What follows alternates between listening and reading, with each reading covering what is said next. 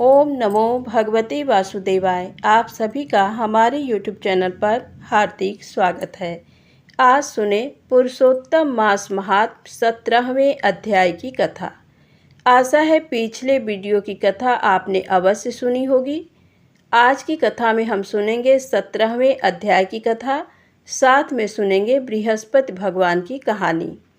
तो प्रेम से बोले पुरुषोत्तम भगवान की जय हो।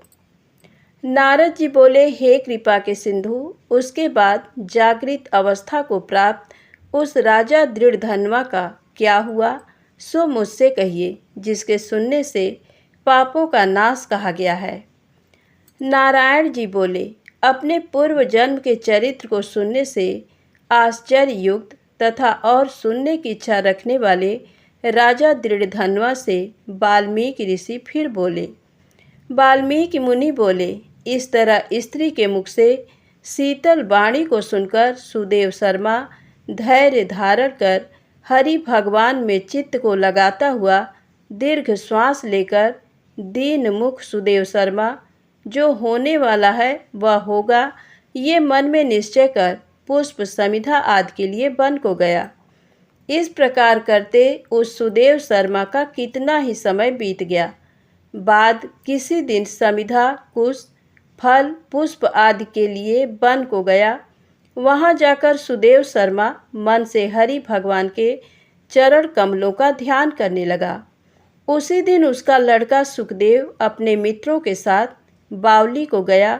बावली में प्रवेश कर समवयस्क मित्रों के साथ जल यंत्रों से जल फेंकता हुआ और बार बार हंसता हुआ खेलने लगा।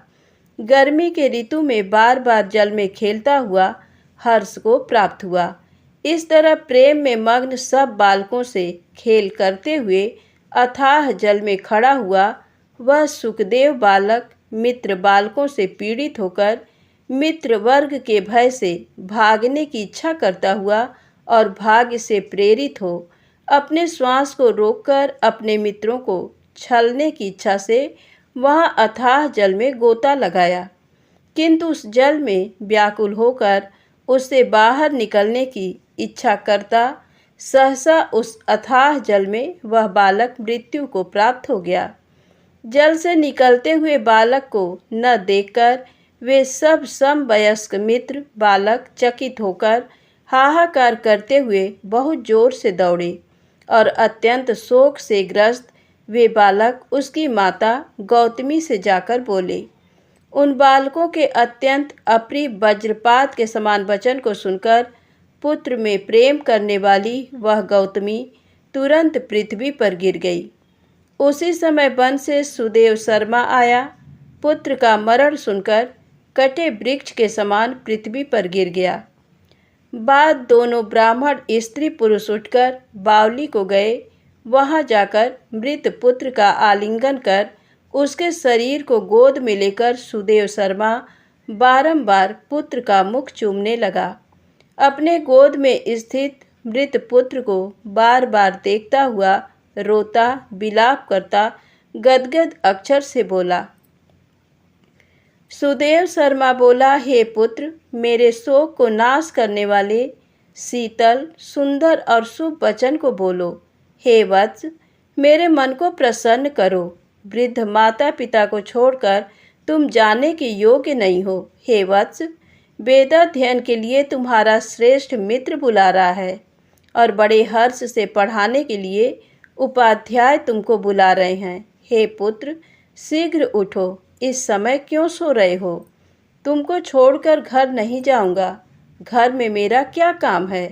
तुम्हारे बिना इस समय मेरा घर शून्य जंगल के समान हो गया है। तुमको फल मूल प्रिय हो तो मेरे सामने से उठो, यदि नहीं उठोगे तो वन को भी नहीं जाऊंगा। वन में क्या काम है? मैंने कोई निंदित काम नहीं किया और ब्रह्म हत्या भी नहीं की, फिर किस कर्म के फल से मेरा पुत्र मर गया? अहो ब्रह्मा, तुमने ऐसा करके कौन सा बड़ा फल प्राप्त किया?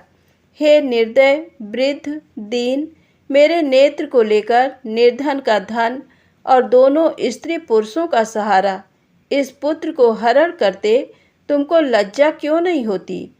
सर्वत्र तुम दयालु हो, परंतु मेरे विषय में निर्दय हो गए। सो क्यों? अहो आश्चर्य है, मेरे भाग्य से ये उल्टा कैसे हुआ है। स्वभाव से सुंदर पुत्र की खोज इस समय मैं कहाँ करूं? हे पुत्र, तुम्हारे मुख और सुंदर नेत्र को कहाँ देखूंगा? मेघ जल को बरसाता है, पृथ्वी धान्य को पैदा करती है, पर्वत रत्नों को और समुद्र मुक्ता सार मणि को देते हैं, परंतु उस देश को नहीं देखता हूँ जहाँ मरा हुआ पुत्र मिलता हो, जिसके शरीर का आलिंगन कर हृदय के ताप को छोड़ता है। हे वत्स, तुम एक बार शीघ्र वचन सुनाओ और दया करो।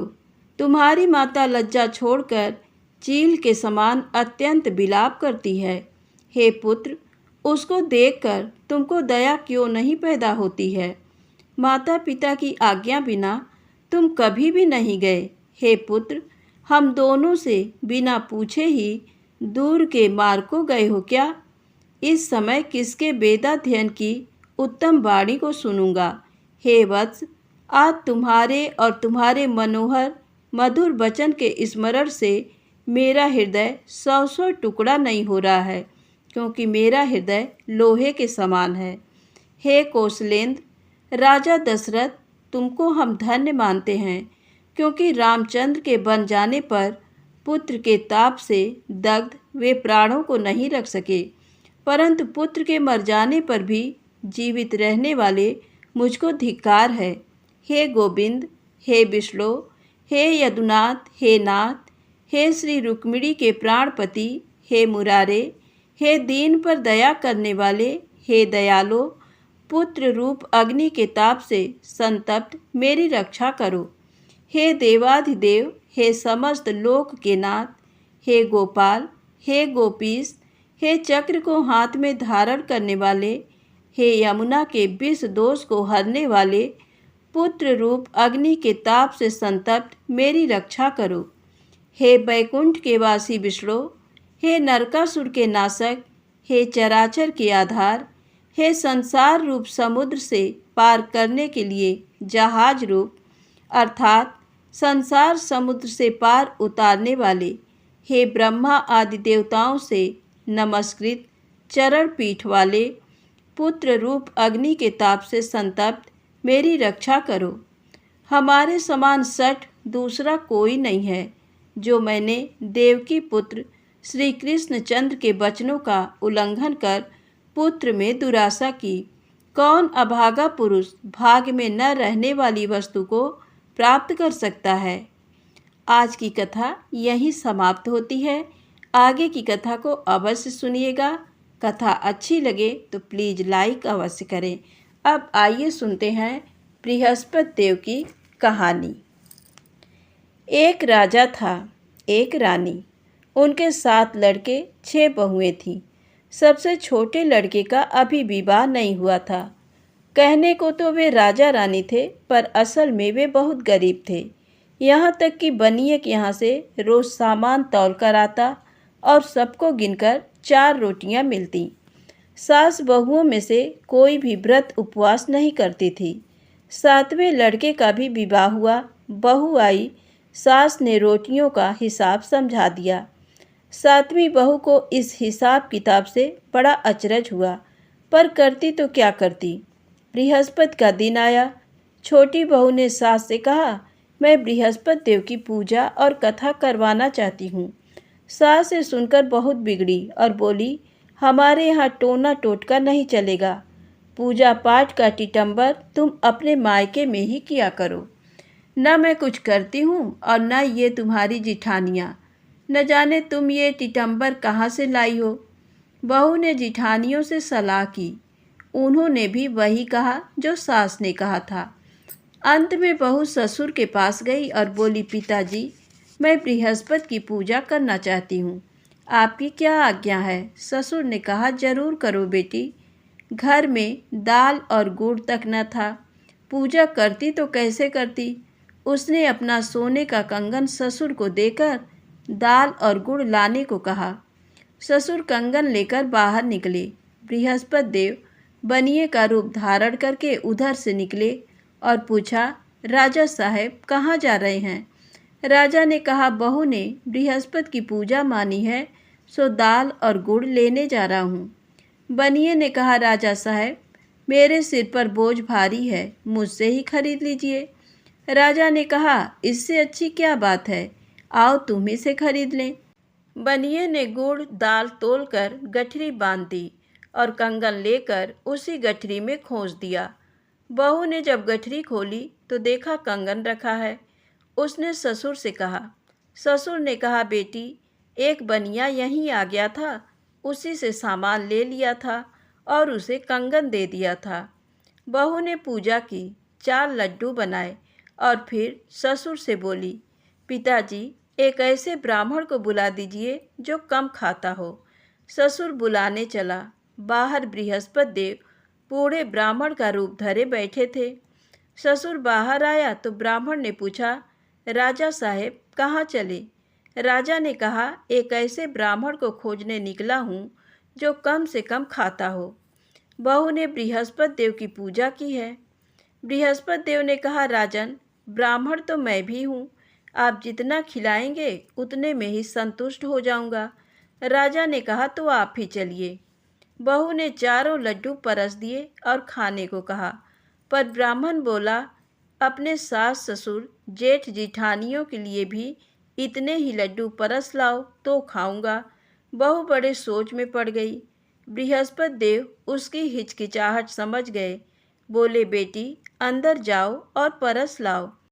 बहू अंदर गई तो देखा डलियों में लड्डू ही लड्डू रखे हैं। वह सबके लिए बड़ी खुशी से लड्डू परोसने लगी। सबने प्रसन्न होकर पेट भर भर लड्डू खाए और सबने बहू को आशीर्वाद दिया। ब्राह्मण बोला, अब आंखें बंद करके भगवान का ध्यान धरो। सब आंखें बंद करके भगवान का ध्यान करने लगे। जब सबने आंखें खोली तब तक ब्राह्मण देवता अंतर ध्यान हो चुके थे और घर में कंचन बरस रहा था।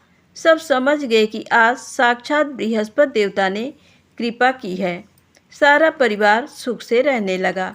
तो प्रेम से बोले, बृहस्पति भगवान की जय हो।